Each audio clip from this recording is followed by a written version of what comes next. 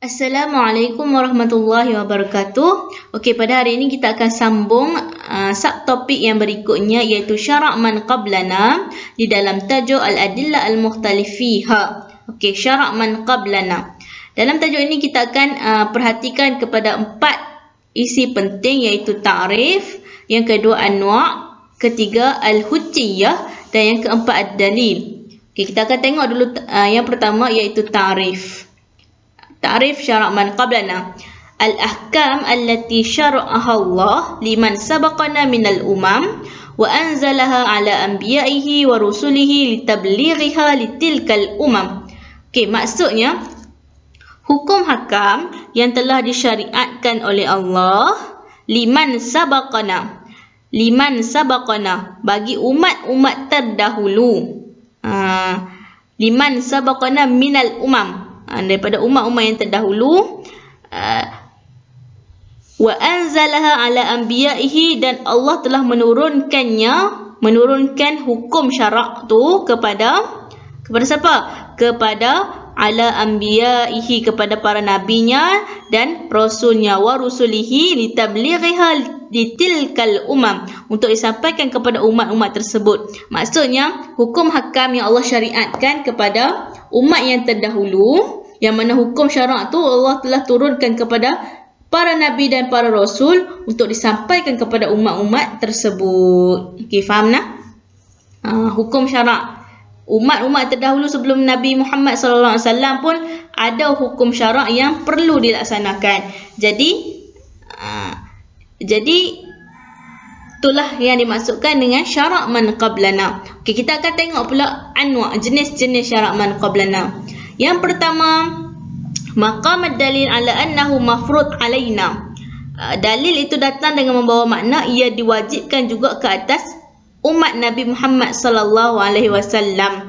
Okey, syarak yang sebelum ini diwajibkan ke atas umat yang terdahulu, diwajibkan juga ke atas umat kita Nabi Muhammad sallallahu alaihi wasallam. Okey, apa hukumnya? Hukum beramal dengannya wajib. Wajib beramal dengannya tanpa khilaf di sisi ulama. Okey, contohnya apa dia?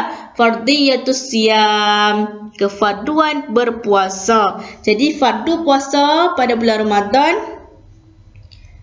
yang wajib ke atas umat kita ni dulu pun ada juga syariat ni. Okey, kamu boleh tengok dalil dalam surah Al-Baqarah ayat 183 yang bermaksud, wahai orang-orang yang beriman, kamu diwajibkan berpuasa sebagaimana diwajibkan ke atas orang-orang yang terdahulu daripada kamu supaya kamu bertakwa. Okey, itu nah. Yang tu jenis yang pertama.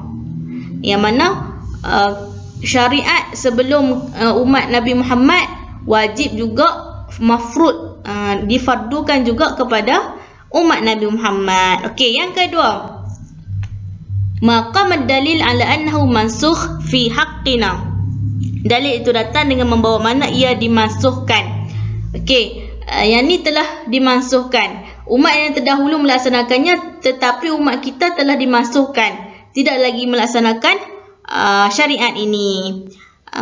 Hukumnya la yu'mal bihi bila khilaf indal ulama. Tidak boleh beramal dengannya tanpa khilaf di sisi ulama. Tidak boleh dah umat kita untuk melaksanakan syariat ini. Contohnya apa? Misaluhu at-taubah bil qatli, bertaubat dengan bunuh diri. Bertaubat dengan bunuh diri. Tu telah disyariatkan kepada umat Nabi Musa. Kamu boleh tengok dalam surah Al-Baqarah ayat 54. Yang bermaksud, dan kenangkanlah ketika Nabi Musa berkata kepada kaumnya, wahai kaumku, sesungguhnya kamu telah menganiaya diri kamu sendiri dengan sebab kamu menyembah patung anak lembu itu. Maka bertaubatlah kamu kepada Allah yang menjadikan kamu, iaitu bunuhlah diri kamu. Yang demikian itu lebih baik bagi kamu di sisi Allah yang menjadikan kamu supaya Allah menerima taubat kamu itu. Syariat ini telah dimansuhkan dan tidak lagi dilaksanakan oleh umat Nabi Muhammad sallallahu alaihi wasallam. Okey, yang ketiga, malam yakum ad-dalil ala baqa al-hukmi aw adamihi. Dalil itu datang tanpa menunjukkan untuk mengekalkan hukum atau ketiadaan hukum. Hukum yang ketiga ni yakhtaliful ulama fil amal bih. Yang ketiga ni ulama berselisih pendapat dalam beramal dengannya. Ni syariat yang mana ulama berselisih pendapat sama ada perlu dilaksanakan ataupun tak perlu dilaksanakan lagi. Okey, contohnya al-qisas minal muslim lil kafir, hukuman qisas daripada seorang muslim terhadap orang kafir.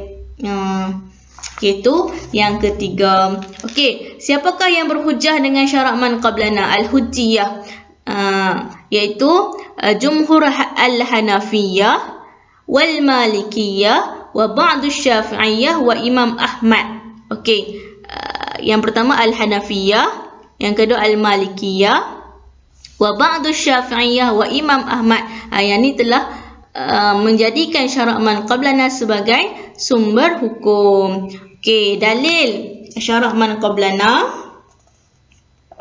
A'udzubillahi minasyaitonirrajim. Ulaikal ladzina hadallah fabihudahu muqtadih. Maksudnya mereka nabi-nabi itulah orang yang telah diberi petunjuk oleh Allah, maka turutlah olehmu wahai Muhammad akan petunjuk mereka.